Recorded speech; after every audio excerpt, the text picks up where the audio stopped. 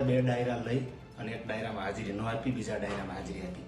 એના લઈ અને વિડીયો ખાસ હું આપના સુધી પહોંચાડવા માટે શેર કરું છું કે જે ડાયરામાં મેં હાજરી આપી એ આયોજકના ઘરે સીસીટીવી ફૂટેજ ચેક કરો. સનાથલ પહેલાં મેં હાજરી આપી સનાથલમાં 8 થી 9:30.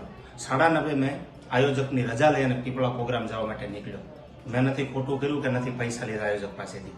આની પહેલાં પણ એનો ડાયરો કર્યો 2 મહિના પહેલાં એમના ભત્રીજાના લગ્નમાં, ત્યારે પણ મેં રૂપિયો લીધો નથી, ખાલી માત્ર ને માત્ર સંબંધમાં.